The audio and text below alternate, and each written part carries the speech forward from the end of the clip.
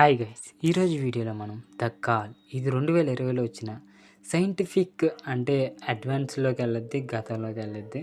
So time traveller movie అనే చెప్పొచ్చు. ఈరోజు వీడియోలో ఈ కథ గురించి అయితే తెలుసుకుందాం. వీడియోని ఎవరైతే కొత్తవారు చూస్తున్నారో మూవీ స్టోరీస్ కోసం మన ఛానల్ తప్పకుండా సబ్స్క్రైబ్ అయితే చేసుకోండి.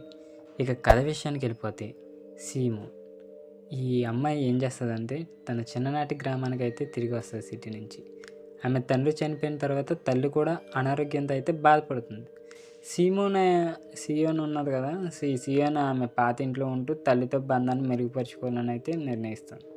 ఆ ఇంట్లో పురాతన టెలిఫోన్ ఒకటి కనిపిస్తుంది.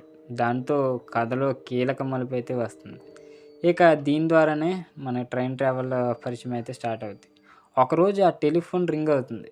సియోన్ ఫోన్ ఎత్తగా దాని నుండి 20 ఏళ్ల క్రితానికి చెందిన ఒక యువతి అంటే ఒక అమ్మాయి, ఆ అమ్మాయి పేరే ఓ యంగ్ సుక్ మాట్లాడుతుంది. సియోన్ మొదట ఇదేదో పొరపాటు కావాలనుకున్నది, కానీ మళ్ళీ ఫోన్ ద్వారా ఇద్దరి మధ్య సంభాషణ అయితే జరుగుతుంది. వారి కాలాల మధ్య ఉండే అనుబంధం వల్ల వారి స్నేహితులుగా మారుతారు. ఇక యంగ్ సుక్ జీవిత పరిస్థితి అయితే చాలా దారుణంగా ఉంటుంది. ఇంకా 1999లో అయితే యంగ్ సుక్ తన సింహాస్వతిత అమ్మతో అయితే కలిసి ఉంటుంది. ఆమెను తన తల్లి శాంతిభంగం చేసుకుంటూ అతి క్రూరంగా ప్రవర్తిస్తుంది. ఇంకొంచెం మెంటల్ స్టేజ్ అయితే పర్ఫెక్ట్గా ఉండదనే చెప్పొచ్చు. ఈ నేపథ్యంలోనే సియోన్ యంగ్ సుక్ అయితే సాయం చేయాలనుకుంటుంది. ఇక గతాన్ని మార్చే ప్రయత్నం అయితే చేస్తుంది.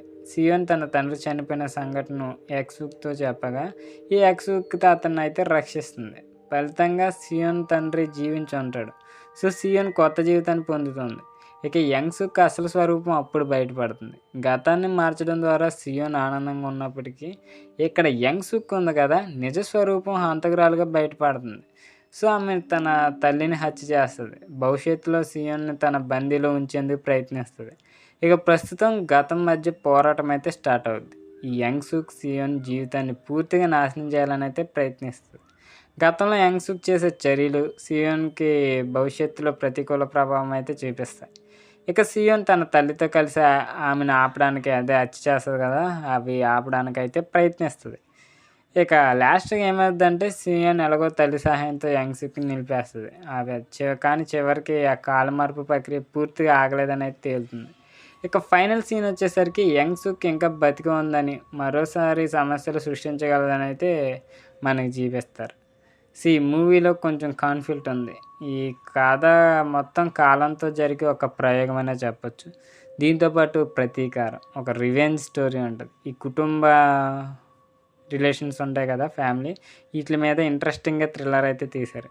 ఇందులో పాస్ట్ని మార్చడం మంచిదా లేదా అనే మెయిన్ క్వశ్చన్ అయితే దీంట్లో చూపించారు. ఇక ఫైనల్లో మూవీ ఎండింగ్లో అయితే మనకి అన్ఎక్స్పెక్టెడ్గా క్లోజ్ అయిపోద్ది. కానీ ఇది ఆడియన్స్ని ఆలోచనలో ముంచేస్తుంది. ఎందుకంటే పాస్ట్కి వెళ్ళి మళ్ళీ బతికితే ఛాన్సెస్ ఉన్నాయి అనేది ఒక కాన్ఫిడెంట్. ఇది ఈరోజు మూవీ స్టోరీ. మీరు చూస్తారు, తప్పకుండా నచ్చిద్దని అయితే అనుకుంటున్నా. దీని పేరు ద కాల్, 2020లో వచ్చింది, నెట్ఫ్లిక్స్లో అయితే ఉంది. వీడియోని ఎక్కడితే ఎండ్ చేస్తున్నా. వీడియో నచ్చినట్లయితే తప్పకుండా లైక్ చేయండి. ఇలాంటి మూవీ స్టోరీస్ కోసం మన ఛానల్ తప్పకుండా సబ్స్క్రైబ్ అయితే చేసుకోండి.